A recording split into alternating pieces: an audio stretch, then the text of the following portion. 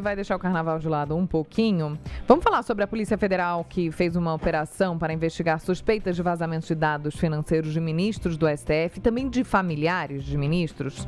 Além das buscas em São Paulo, Rio de Janeiro e Bahia, outras medidas foram autorizadas pelo STF, incluem também o afastamento de servidores e o uso de tornozeleira eletrônica. A repórter Aline Brito traz mais informações. A operação foi autorizada pelo Supremo Tribunal Federal a pedido da Procuradoria-Geral da República, com o objetivo de investigar possíveis acessos irregulares ao sistema da Receita Federal. A apuração começou depois que o ministro Alexandre de Moraes determinou que a Receita rastreasse eventuais quebras de sigilo envolvendo ministros do STF e familiares. Esse levantamento incluiu cerca de 100 pessoas. Segundo informações enviadas ao Supremo, foram identificadas consultas a dados fiscais de ministros da Corte, do Procurador-Geral da República e de parentes dessas autoridades.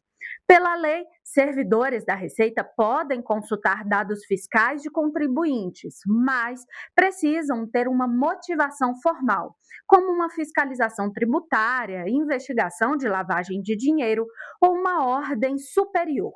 O problema é que, de acordo com o gabinete de Moraes, parte desses acessos é considerada ilícita justamente porque não apresentou uma justificativa funcional. Para a Procuradoria-Geral da República, há indícios do crime de violação de sigilo funcional. Mas o caso pode ser mais grave. Isso porque existe a suspeita de que informações fiscais tenham sido divulgadas fora de contexto, o que poderia gerar desconfianças contra essas autoridades. As suspeitas ganharam força após o caso Banco Master chegar ao Supremo.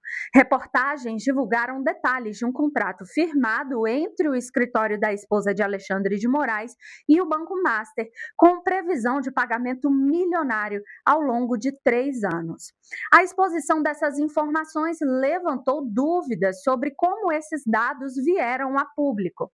E diante do avanço dessas investigações, o Supremo determinou medidas cautelares contra 4 servidores da Receita. Eles foram afastados das funções, estão proibidos de acessar os sistemas do órgão, terão de usar tornozeleira eletrônica, não podem sair do país e tiveram os passaportes cancelados.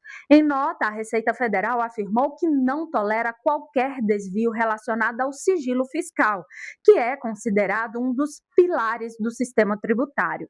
O órgão destacou que seus sistemas são totalmente rastreáveis e que acessos indevidos podem ser identificados e punidos, inclusive na esfera criminal. Os investigados ainda devem prestar depoimento à Polícia Federal e as investigações continuam para esclarecer se houve uso político ou criminoso de informações sigilosas. Agora, jornais como a Folha de São Paulo, o Estadão, o Globo, apuraram que esse procedimento que foi adotado por Alexandre de Moraes de pedir à Receita Federal o rastreamento dos sistemas e a investigação gerou incômodo. Esse pedido, de acordo com informações dadas em off por ministros a esses jornais, deveria ter sido feito pelo presidente do Supremo Tribunal Federal, ministro Edson Fachin. Vamos entender só aqui como é que começa essa investigação. Bom, o ministro Alexandre de Moraes, ele pediu que essa investigação fosse feita agora na Receita Federal no âmbito do inquérito das fake news, lá de 2019. Moraes é relator do inquérito das fake news e isso aconteceu enquanto Moraes era presidente interino do Supremo Tribunal Federal, agora nas férias de janeiro. Então, esse pedido de Moraes, ele vem logo depois que surge a informação de que Viviane Barsi de Moraes, esposa dele, teria um contrato de quase 4 milhões de reais mensais com o Banco Master. Esse link aí, esse timing, gerou um incômodo a outros ministros, porque não é a primeira vez que Alexandre de Moraes investiga algo do que ele é vítima também.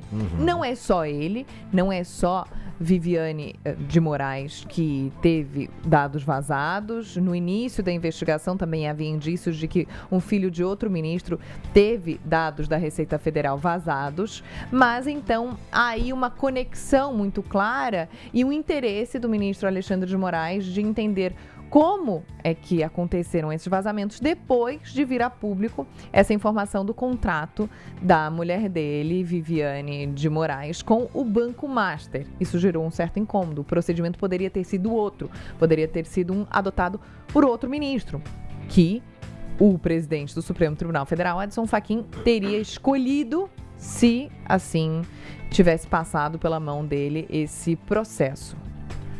Ou seja, leva os críticos e as críticas a entender como uma investigação preventiva, né? Preventiva para evitar alguns vazamentos que não devem ocorrer, além dos que já ocorreram. Agora, Joana, e tem tudo a ver com isso que você está falando, de incômodo e universo Banco Master e tudo mais, eu tinha prometido falar, pesquisar de onde tinha saído essa informação que eu tinha dado agora há pouco, foi do painel da Folha de São Paulo, a coluna do jornalista Fábio Zanini, né, que presidentes o título é esse, inclusive, para que você tire as suas próprias conclusões. Essa é uma informação muito importante. Olha só, presidentes da Câmara e do Senado vão tratar de temas populares para evitar CPI do Master. O curioso nessa história é o que na cabeça do Alcolumbre e do Hugo Mota, o que seriam esses temas populares. Diz aqui o texto o seguinte: apesar da pressão pública, ou seja, se tem pressão pública, esse tema é popular também, o assunto CPI do Master tem sido evitado pelos presidentes da Câmara e do Senado. Já fizeram chegar aos aliados que não vão instalar a comissão para apurar as fraudes do banco. Bom, até aí você fala, por quê? São populares esses temas, né?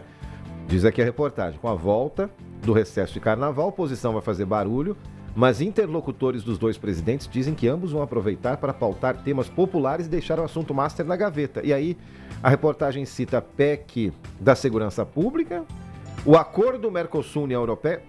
Você anda em todo lugar, aí pega táxi, pega carro por aplicativo, vai comprar pão na chapa, né? Todo mundo falando de Mercosul e União Europeia, né?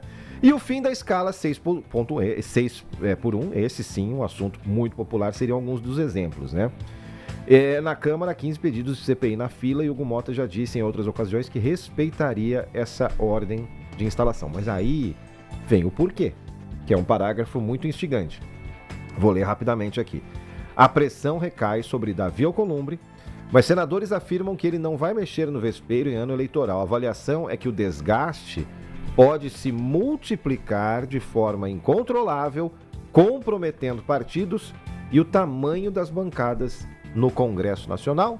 Querido ouvinte, estamos em ano eleitoral para presidente da República, só não para Senado e para Câmara, além de governos estaduais e parlamentos estaduais também, né? Enfim.